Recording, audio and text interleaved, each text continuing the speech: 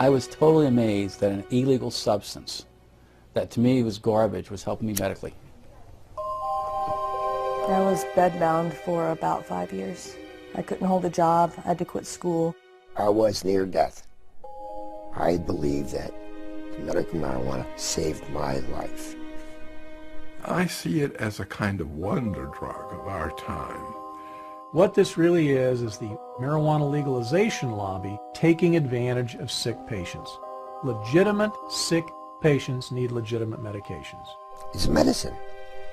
If it is a medicine, how come it is not regulated through medical fields? Never in my career did I find a chemical so ill-qualified to be defined as a pharmaceutical. I think the biggest problem is that you're talking about a highly impure substance. You get all this stuff that's floating around in marijuana. 488 substances, 66 cannabinoids. If you find a positive effect, then that justifies drilling down deeper and deeper to see where this positive effect is coming from. There's quite a bit of evidence that suggested that cannabis would be useful for a number of indications. Migraine and nausea and vomiting. Marijuana contains anti-inflammatory, antioxidant, and probably anti-cancer compounds. We found that cannabinoids can almost completely cure cancers in these mice. Do you think that there has been much of a conversation about the science? Not nearly enough. Not nearly enough. I think the political controversies have harmed the research side. You would think that our policies in this country should be driven by science, but I think for the most part they're not.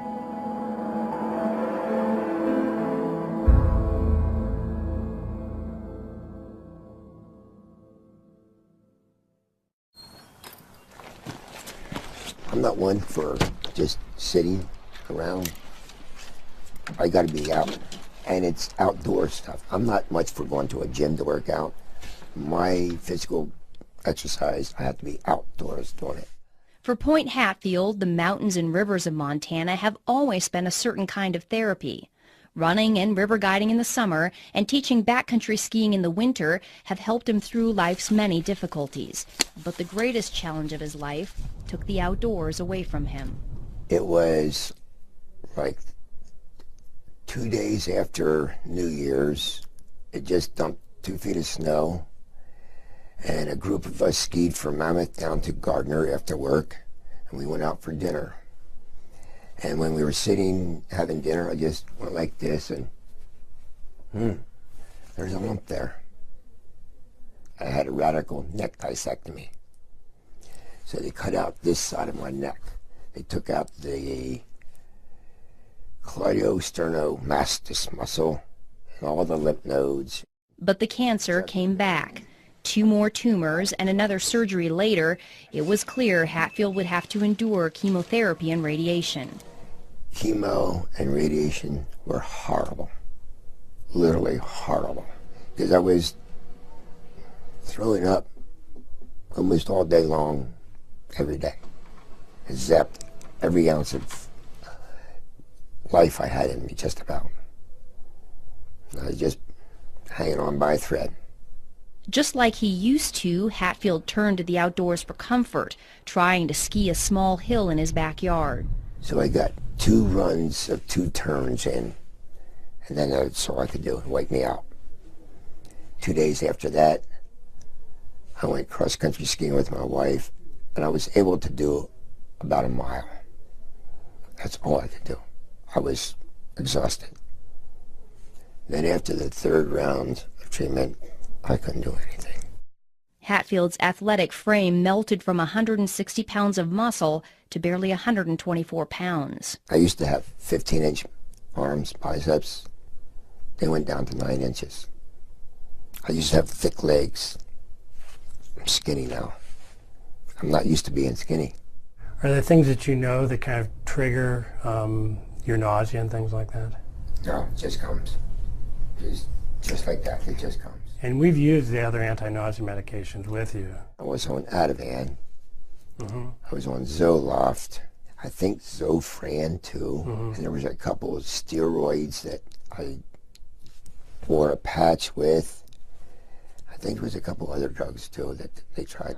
Dr. Jack Hensold is Hatfield's oncologist. He says these are common anti-nausea medications that work for most patients. We have very good anti-nausea medications now, and you know, I make a little bit of an advertisement for that right now. People don't get sick on chemotherapy as they used to because the standard anti-nausea medications are so good. But Point Hatfield wasn't one of those patients. They just did not work.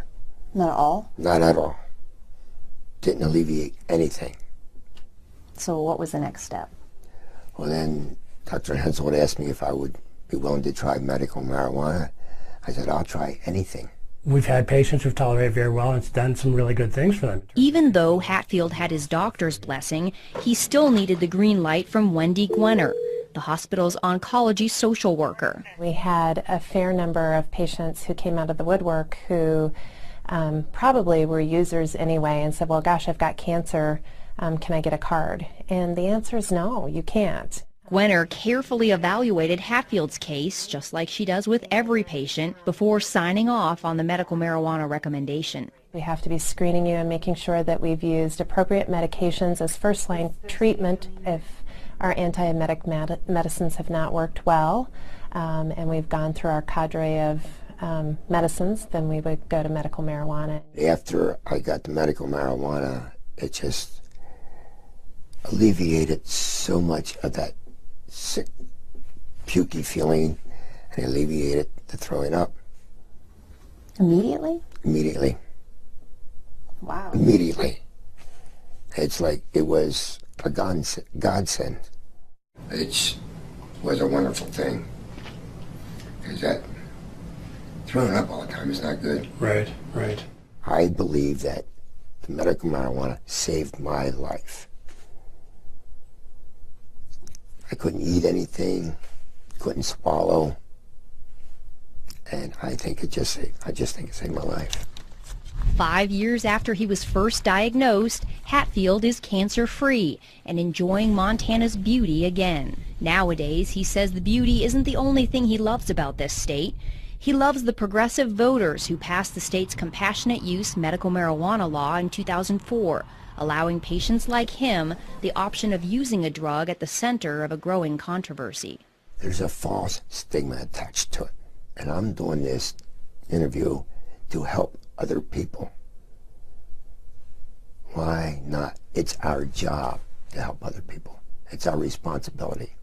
If we can do something for people, why not do it? If something can help somebody, why not let those people have that? Impassioned pleas from patients just like Hatfield have been the spark behind a nationwide movement to allow access to marijuana as a medicine. By the fall of 2010, 15 states had passed laws similar to Montana's. This is all in direct conflict with federal law. Since the 1970s, the U.S. government has considered marijuana a dangerous drug, one with a high potential for abuse and no accepted medical use. It's known as a Schedule I drug, the most restricted category. Marijuana shares its Schedule I status with drugs like heroin, ecstasy, and LSD. Drugs that have a high potential for abuse but do have an accepted medical value are placed on Schedule II. Some of the drugs currently on Schedule II are methamphetamine, cocaine, opium, and morphine.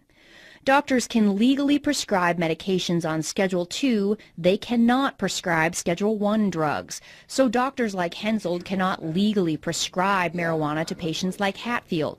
Instead, state marijuana initiatives carve out a gray area, allowing doctors to make a recommendation for medical use. But they do so at their own peril, since the federal government still views any marijuana use, even medical, as illegal. The government publicly says, well, marijuana's not a medicine because we don't have enough studies to show it, or we don't have this, or we don't have that. And you go, well, here I am. You've been sending me this for 28 years. Every month, Florida stockbroker Urban Rosenfeld receives a tin of 300 federally grown and rolled marijuana cigarettes, complete with a legal marijuana prescription glued to the side. Does it seem hypocritical to you? Of course it's hypocritical. Of course it is. I mean, the fact they've been giving it to me for all this time, they've given me over 120,000 medical marijuana cigarettes so far in my lifetime. In the 28 years, 120,000.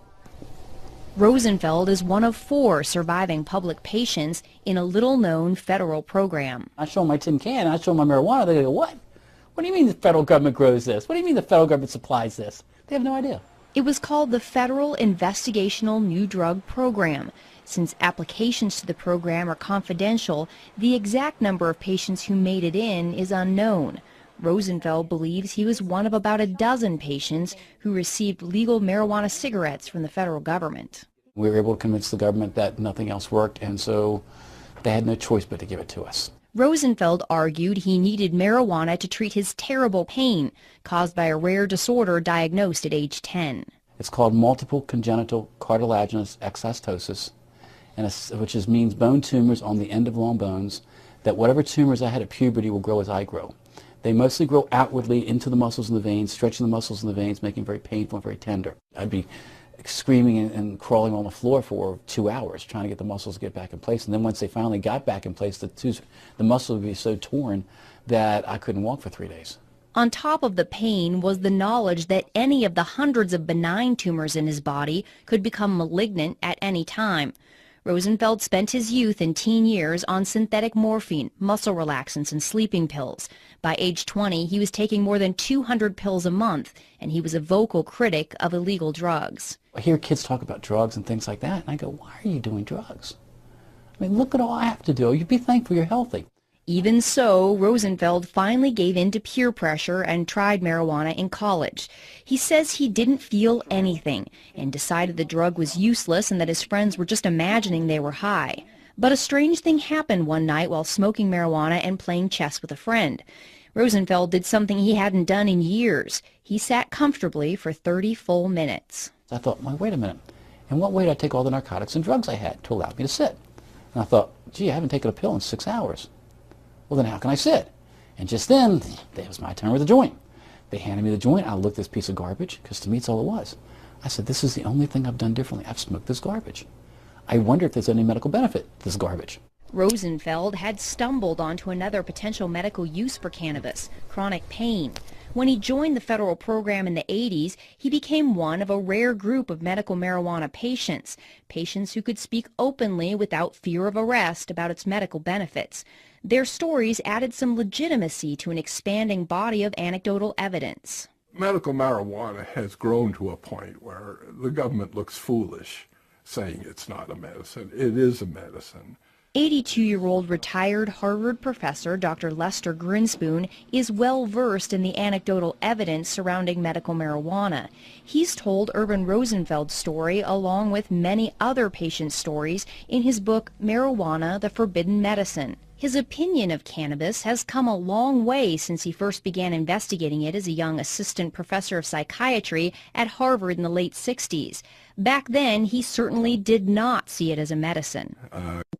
Back then, he certainly did not see it as a medicine. I could only see from my ivory tower that lots of people were using marijuana. I had a concern that marijuana was a terribly I believed it, a terribly dangerous drug. And why wouldn't he? The 1930s era film Reefer Madness was a dramatic manifestation of government and media claims about the dangers of marijuana. The film portrays marijuana smokers as delirious, insane, even homicidal. Dr. Grinspoon was gravely concerned, and he wanted to give young students the proof that marijuana was hurting them. I went into the library and started to look at this. I wanted to provide a scientific and medical basis for the prohibition. What was the government standing on and saying that this was a dangerous drug? Psychotic reactions can happen. Marijuana is now known to initiate depressive episodes, delusional episodes, manic episodes, and even psychotic episodes. Dr. Eric Voth is an internal medicine physician and an addiction and pain specialist in Topeka, Kansas. He's also the chairman of the Institute on Global Drug Policy and has advised former presidents Reagan, Bush Sr., Bush Jr., and Clinton on drug policy. A critic of medical marijuana, he says one of his biggest concerns is the risk of mental illness, especially schizophrenia. There are clearly patients where it kind of uncaps the psychosis Schizophrenia is a form of a psychotic illness, and uncapping it in people who didn't know they had it. There have been episodes, again, of people who have sort of uncapped and continued schizophrenic that did not have it ahead of time. Indeed, research has shown a connection between marijuana use and schizophrenia. There is also great concern over marijuana use in teens and young adults because their brains are still developing. But it's still unclear whether marijuana causes mental illness or someone with a mental illness is more likely to use marijuana. As a psychiatrist, Dr. Grinspoon's expertise was in schizophrenia, and he strongly disagrees with critics who say marijuana may trigger the disease. I think that is absurd. If you just take the fact that schizophrenia, the frequency of schizophrenia is about 1% the world around. Now, you would expect with a drug that's used as often as it is, you would expect that there'd be a little bleep in this. It doesn't change a bit. It hasn't changed. In fact, you can find as much literature about how cannabis is useful to schizophrenic patients as it's harmful. Dr. Grinspoon could not find evidence to back up the government and media reports that marijuana use leads to drug-induced violence,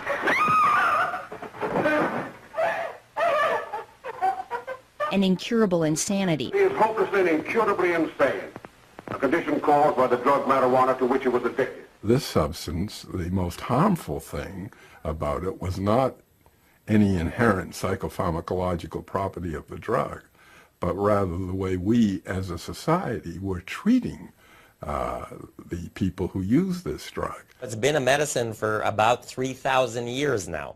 It only hasn't been a medicine in this country for 68 years. I say in the scheme of things, it's been a medicine a whole lot longer than it hasn't been.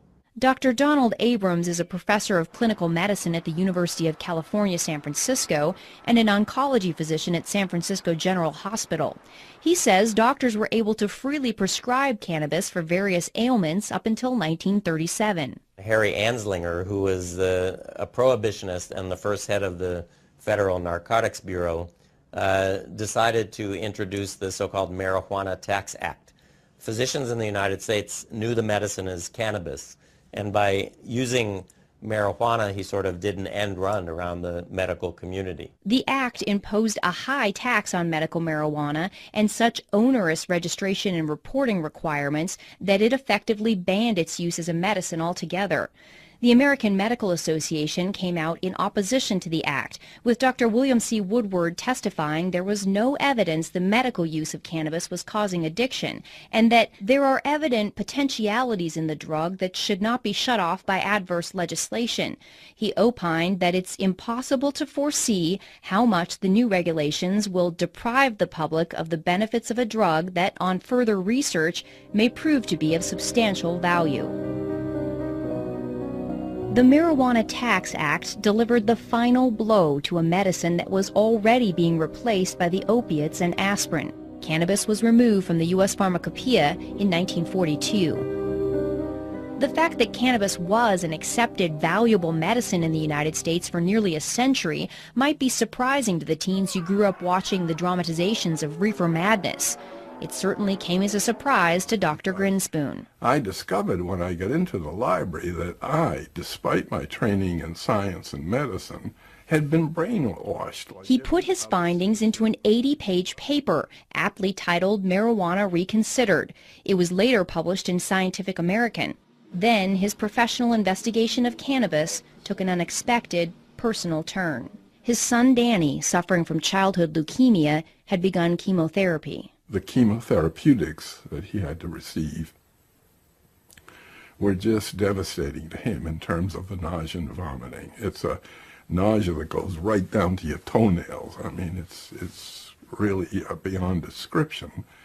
Even with all his prior research, Dr. Grinspoon still had no idea that marijuana might be able to stop Danny's chemotherapy-induced nausea. One night at a dinner party, an oncology doctor who had read his paper on marijuana related the story of a 17-year-old with leukemia who used marijuana to treat his terrible nausea.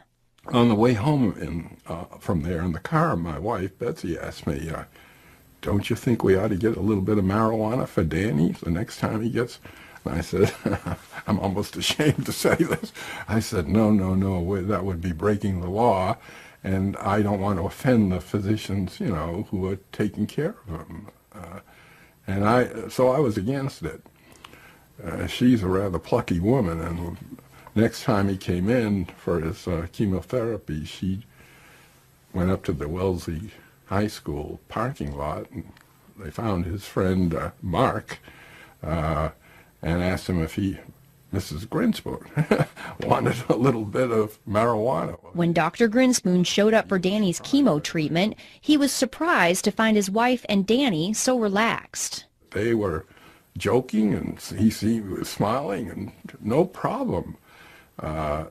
He got on the gurney, had the injection, and whereas before, with this particular chemo, he became nauseous, felt awful right away, and the race to get home before he started to vomit, and then in a bed with a bucket at his side there until it was just dry heaves. That day, he got off the gurney and he said, "Hey, Mom, there's a sub sandwich on Brookline Avenue, I noticed. Could we get a sub on the way home?"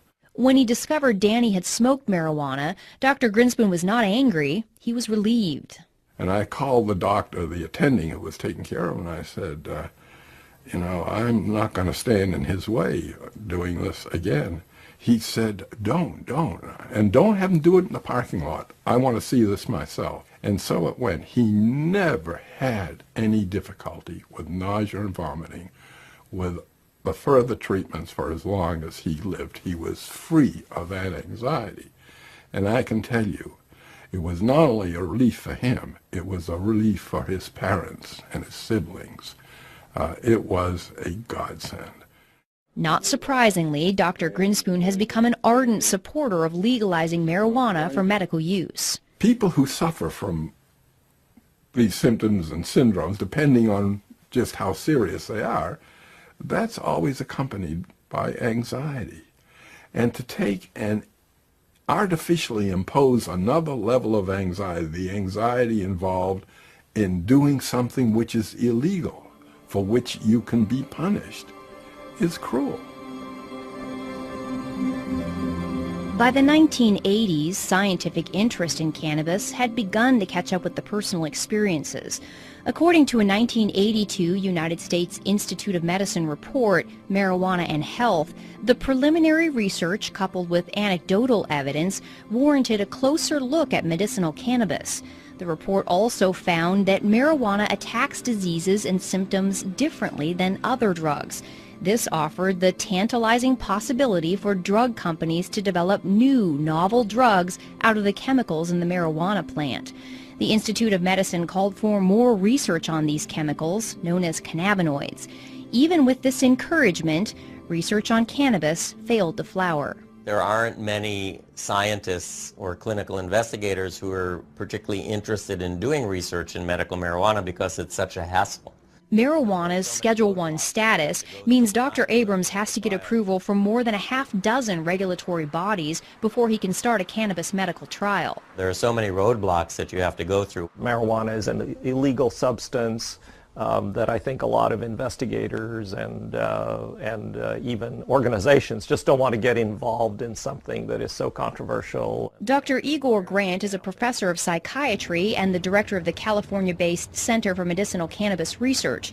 He says not only is the research bureaucratically difficult, it's expensive, and financial backers are hard to find. You know, an ordinary investigator just does not have the time or resources to do this kind of work. I mean, you really need, either federal or state funding or pharma funding, something to navigate this whole system. The center's research was funded by a $9 million grant from California taxpayers. The money allowed for a few legitimate small marijuana trials, including several done by Dr. Abrams, that confirmed what Rosenfeld was saying all along, that cannabis works on pain, especially pain that does not respond to opiates. All of them, to some extent or another, demonstrated that smoked marijuana is effective in this situation for which we really don't have very good treatments. I can say that the cannabinoids are almost certain to be useful in neuropathic pain based on the research that we've done.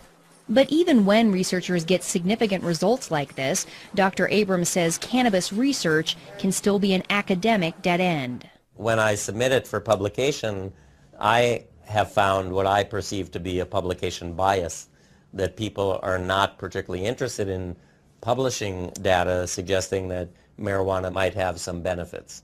All of those things, I think, sort of dampen anybody's enthusiasm to take on medical marijuana research. And scientists are not getting much help from pharmaceutical companies either.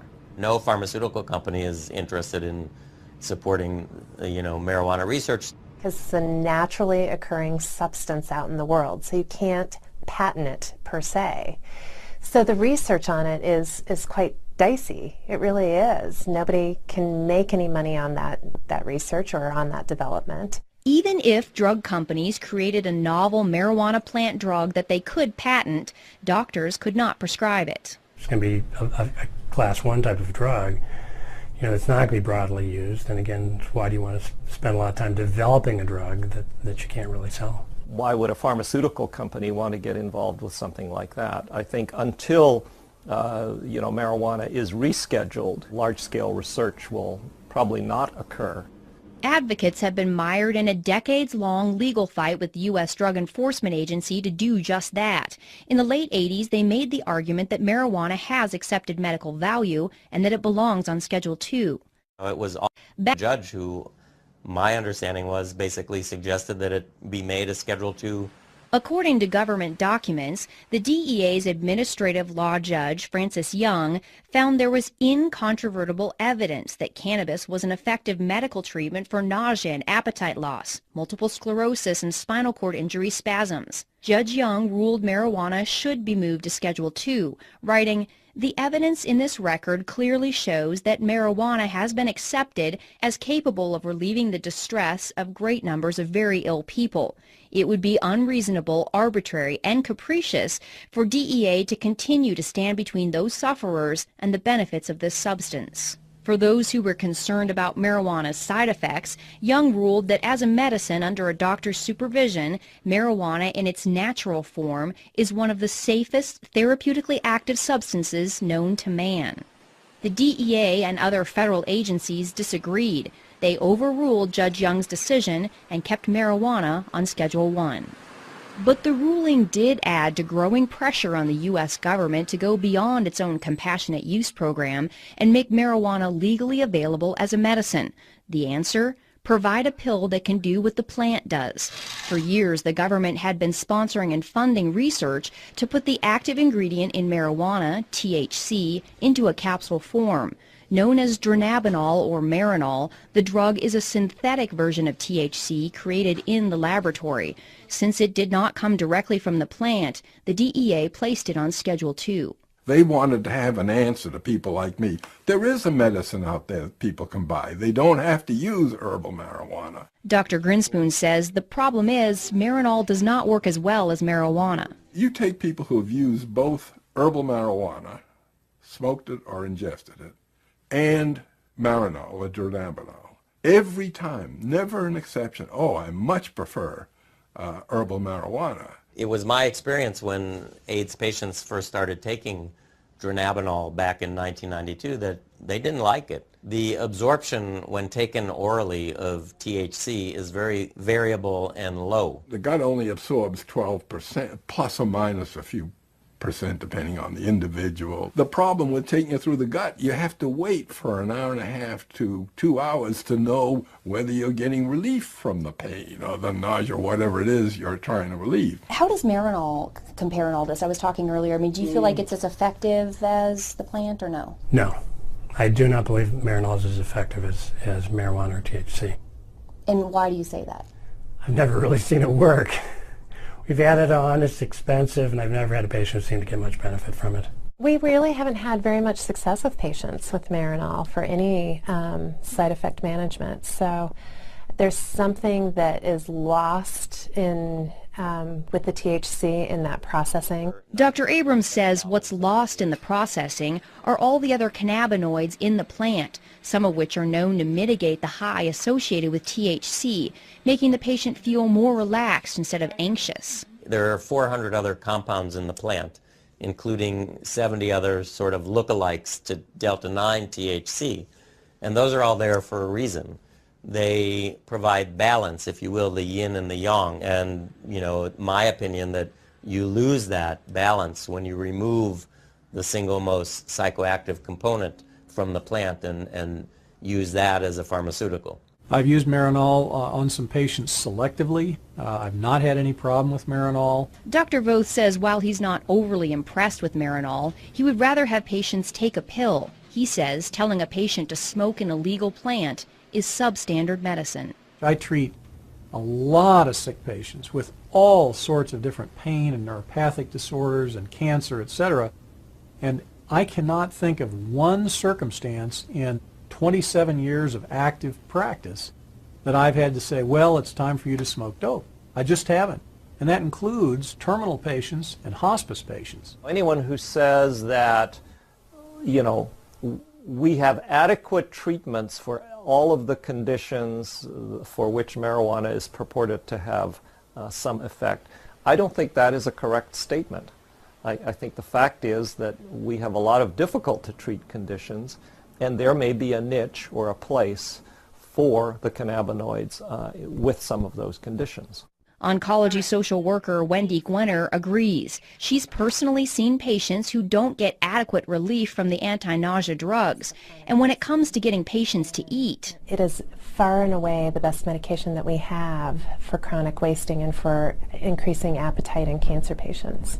There's probably nothing that works as well for appetite stimulation that we have as marijuana. But Dr. Hensoldt says cannabis does have one side effect that certain patients don't like, namely the high. Most of the side effects I worry about with patients are really the euphoria and the altered sense of consciousness that people get, and whether they'll tolerate that or not. Generally, you'd consider a high as an adverse effect. So that adverse side effect for people who don't want to be high is really a problem. For other patients, though, the high could be part of the therapeutic effect. A 1999 U.S. Institute of Medicine report on marijuana found the drug's anti-anxiety and sedative effects could be a benefit. I can't convince myself that the psychoactive part doesn't play a part. If they feel good, that's terrific. But does feeling good lead to addiction?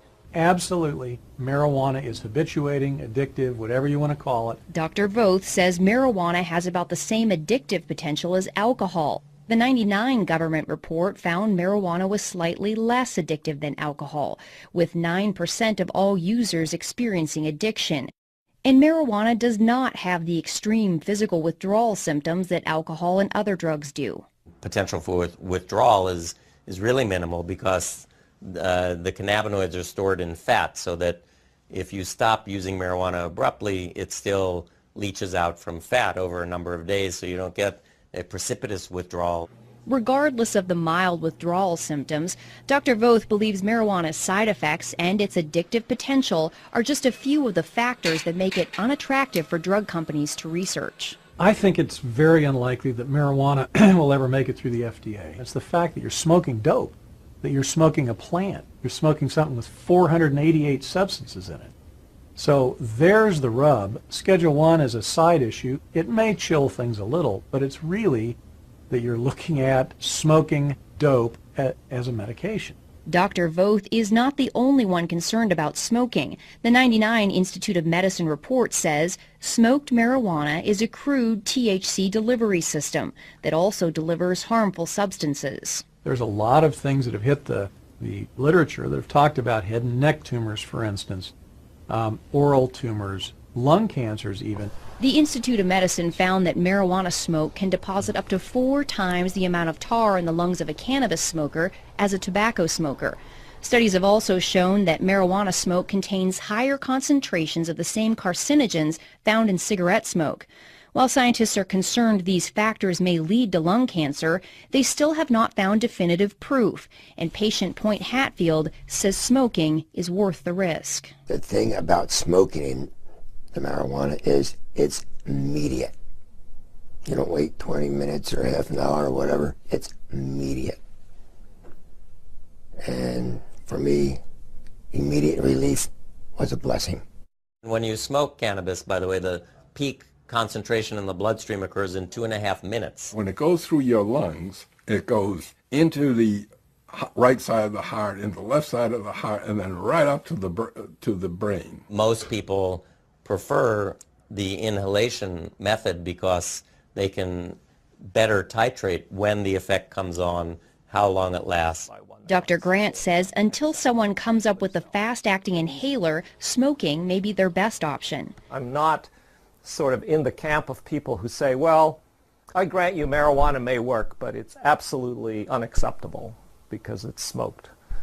I don't think that's right. Do you worry about patients smoking? I don't. I look at the cost benefit. The cost of having untreated cancer would be far outweigh whatever carcinogens might be introduced to the lungs. Even Irvin Rosenfeld, a patient who smokes 10 to 20 marijuana cigarettes a day, doesn't waste any time worrying about the smoke. No. Why not? First of all, I have over 200 tumors in my body that could go malignant. I should live so long as to die of lung cancer. Okay. A 2006 lung cancer study funded by the National Institute on Drug Abuse gives Rosenfeld even more to smile about. Researchers unexpectedly found that chronic, heavy marijuana smokers not only had no increased risk of developing lung cancer, but they actually had a decreased risk. Marijuana contains anti-inflammatory, antioxidant, and probably anti-cancer compounds in it. This is where the complexity of the plant is both a blessing and a curse. With dozens of cannabinoids and hundreds of other compounds, it's difficult to pinpoint the source of the beneficial effects found in the smoking study. There are challenges in doing research on something that has, 150 different chemicals in it. Critic Dr. Eric Voth believes the true medical potential of cannabis lies in targeting some of those chemicals, not smoking the entire plant. There are elements in the cannabinoids and various cannabinoids that have a lot of positive effect and very little addictive or high causing effects. Scientists have managed to isolate and focus attention on one of those. It's called cannabidiol, and next to THC, it's one of the most abundant cannabinoids in the plant. CBD is cannabidiol, which is another cannabinoid like the main psychoactive ingredient, but instead of getting people high, CBD seems to be a very potent anti-inflammatory and analgesic. So it relieves pain and decreases inflammation. But what I'll do... Anti-inflammatory and analgesic. So it relieves pain and decreases inflammation. But what I'll do is I'll just kind of put the stove on low. I'll spoon out a little bit of the canna butter, about that much as a dose is worth for the night. And I'll put it into the pan and just let it melt down. CBDs seem to help my seizures. I'm not using it to get any psychological effects off of it. I'm just eating the butter raw with bread, so warmed up. And how often do you take that? Once a day, twice a day? At night, right before bed. I used to be on approximately 14 different prescriptions, and I would still have up to 12 seizures a day. I used to take 2 handfuls of pills, no more. While this 27-year-old epilepsy patient is relieved to be taking medical marijuana, she's considerably more anxious about showing her face and has requested we conceal her identity. Why do you not want to show your face? I am not comfortable showing my face because of all the discrimination that has already happened. She says both she and her husband have lost jobs when she spoke openly about her use of marijuana as a medicine. But the fact of the matter is, somebody has to speak up or nobody will hear these stories. She chose to tell us her story in her artist's studio. Here she creates much happier works than she did even a few years ago, when her self-portraits plainly showed the toll epilepsy had taken since she was diagnosed at 15. I've taken pretty much every anti-epileptic on the market, and some with a little bit more success than others. Some of the medicines I was on had nothing to do with epilepsy, and the doctors put me on them to help me sleep or to help with my anxiety issues. The seizures were so bad I needed to be sedated heavily to sleep. The depression gets worse the more you're sedated. Despite the constant seizures and depression, she graduated high school and was accepted into a private women's college to study psychology and fine arts. The seizures were so intense by my early 20s that I couldn't stay in class. And as the stress of exams would come closer, that would trigger seizures. She had to withdraw from college just a handful of credits short of graduation. The seizures were so bad and the medication so debilitating that getting a job wasn't even an option. She was bedbound for years while the epilepsy ruled her life. My husband would have to call me, 25 times a day from work just to make sure I was still breathing okay. I could not shower by myself because if I slipped and fell, it only takes a half inch to drown. So we were living on pins and needles with me having that many. That's when she decided to move to a state with a medical marijuana program.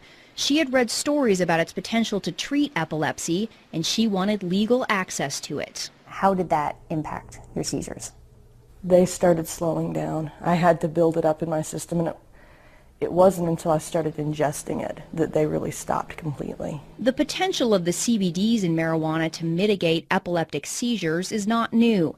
Scientists who put together the 1982 U.S. Institute of Medicine report found substantial evidence from animal studies to indicate that cannabinoids are effective in blocking seizures and that there is strong support for further investigation into the utility of CBD in human epilepsy.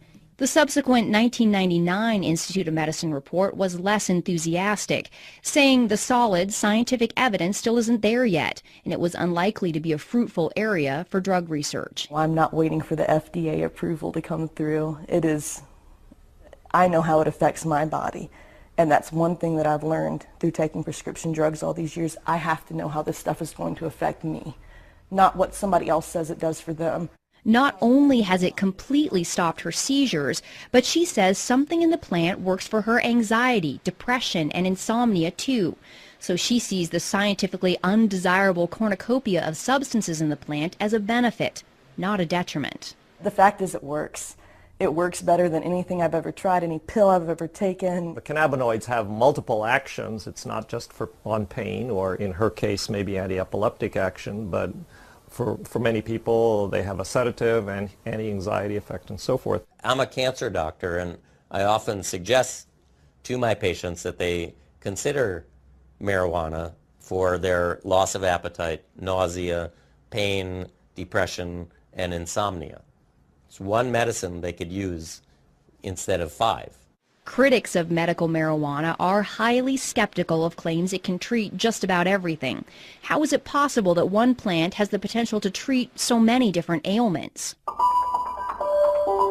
Intriguing answers started appearing in the early 90s when researchers pinpointed receptors in the brain and the body that bind with the cannabinoids.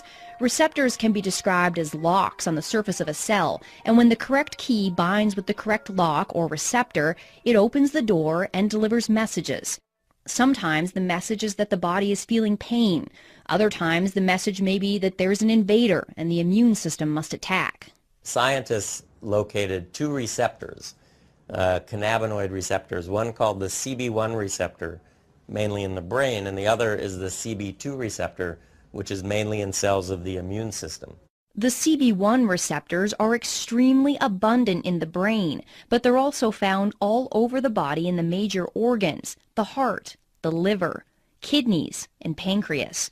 After finding all these locks that accepted the cannabis key, researchers made the next big discovery. The human body makes its own cannabinoids, called endocannabinoids. We have this whole elaborate system where we have these receptors in our brain and in our immune system, and these circulating chemicals that we produce ourselves that really are very, very similar to the chemicals in the marijuana plant.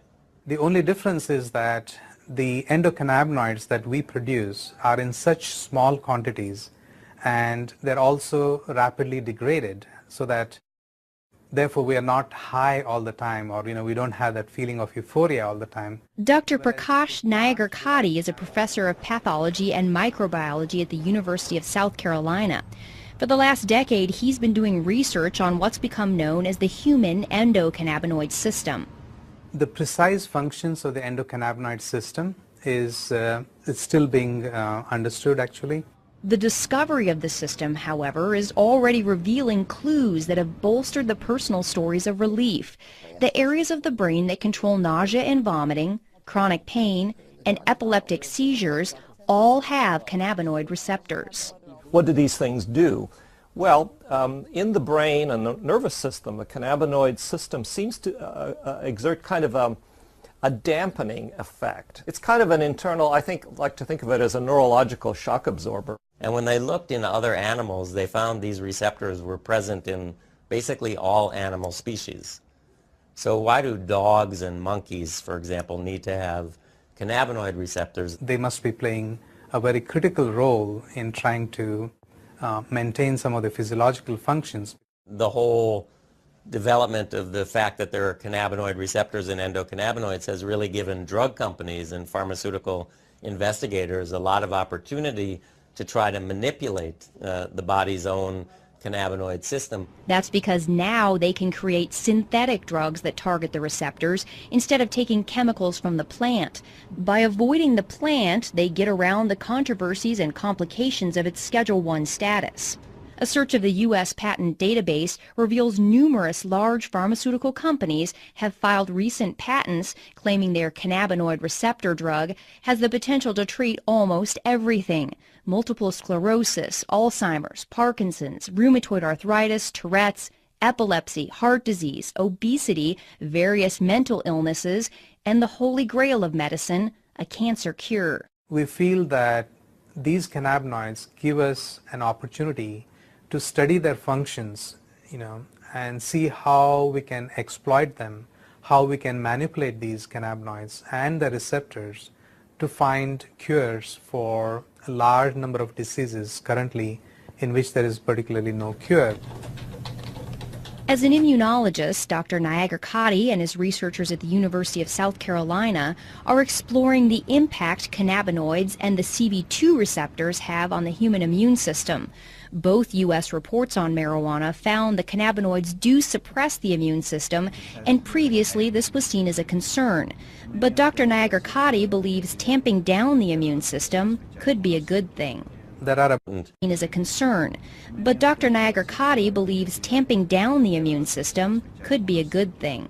There are about 80 different autoimmune diseases, and basically autoimmune diseases are triggered by your immune system going haywire, getting hyperactivated and destroying certain cells and certain tissues. In multiple sclerosis, for example, the immune system suddenly begins attacking the brain and the spinal cord. Rheumatoid arthritis and lupus are similar diseases caused by the chronic inflammation associated with an immune system gone amok. The cannabinoids dampen down response to bacteria or foreign agents or injury to tissues. A lot of scientists and researchers are interested in those properties of the cannabinoids, in trying to see how we can suppress the immune response in autoimmune disease conditions. For Dr. Nayagarkatti, the research has gone far beyond treating inflammatory problems. He's narrowing in on the potential of cannabinoids to kill immune cells that have mutated and become cancerous. Once they become cancerous, they no longer die a normal cell death. Instead, they begin growing and spreading uncontrollably.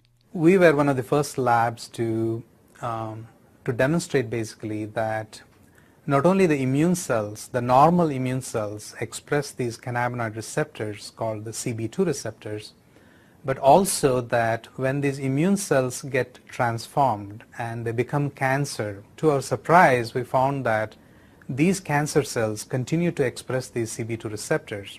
This was an exciting discovery because the CB2 receptor can act like a target for the cannabinoids. Once they bind with the receptor, they can tell the cancer cell to die. So basically telling the cells basically to commit suicide, and that's what they do. And we demonstrated that that would be the mechanism by which the cannabinoids can kill the cancer, and therefore it can be used effectively as an anti-cancer agent. Dr. Nagar-Katti and his researchers were able to eradicate almost 100% of the cancer in test tubes. But they were skeptical they would see similar results when they moved on to tumors in mice. To our surprise, we found that almost 25 to 30% of the mice completely rejected the tumor. They were completely cured.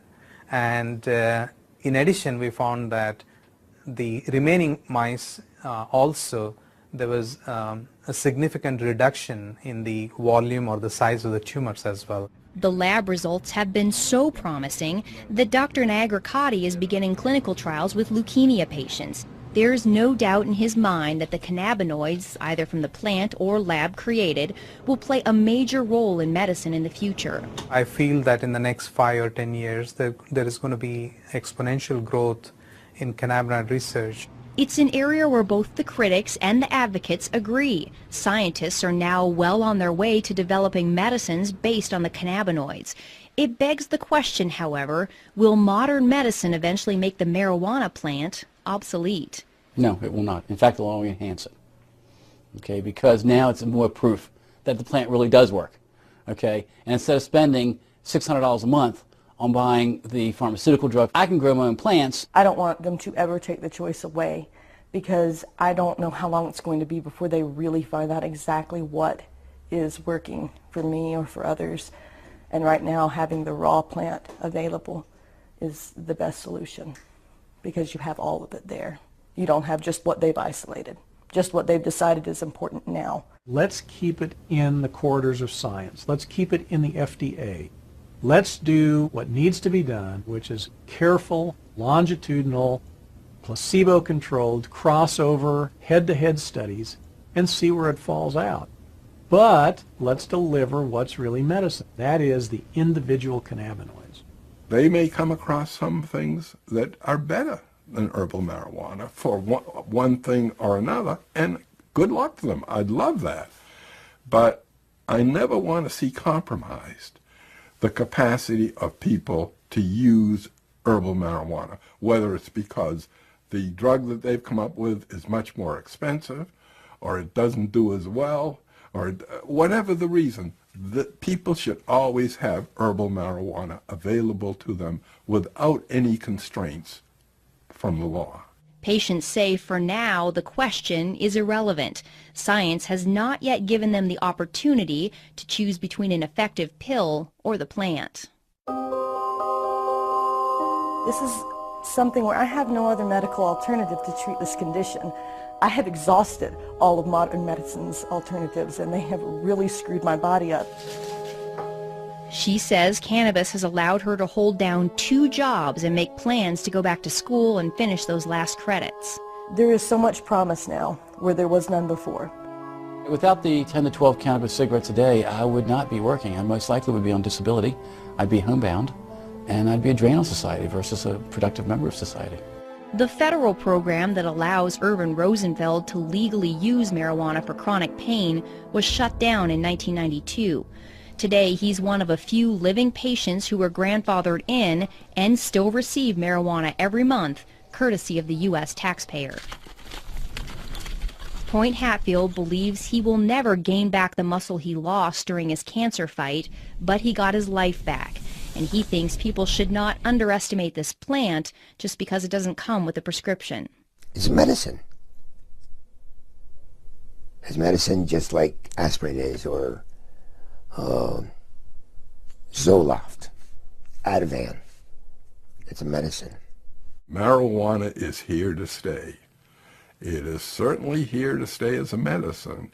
Dr. Grinspoon says the social stigma surrounding marijuana has damaged the medical research for too long.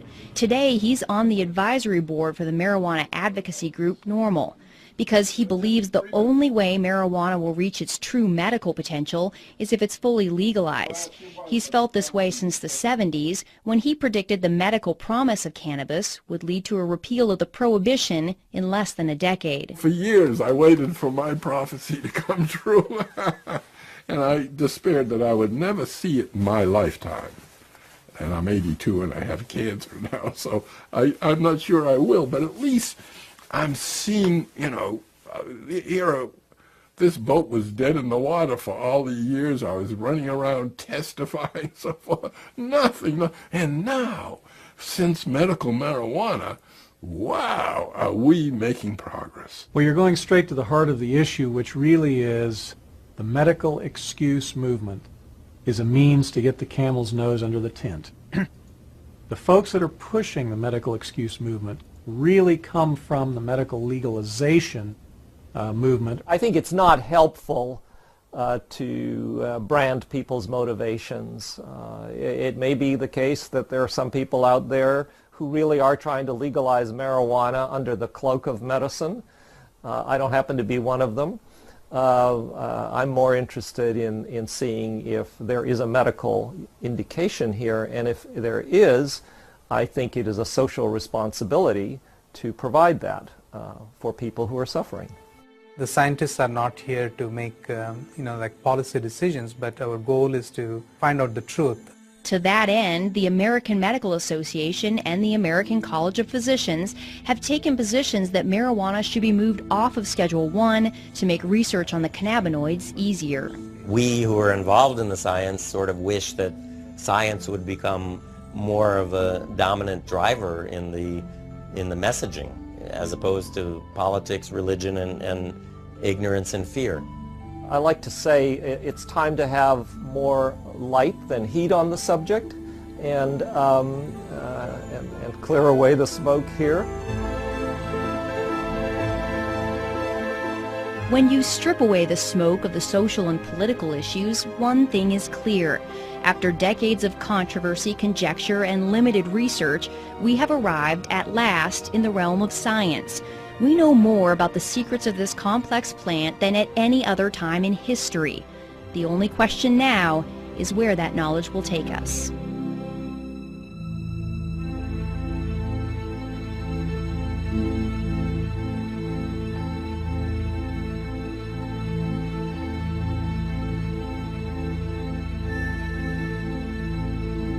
Support for this program was made possible by the Friends of Montana PBS and the University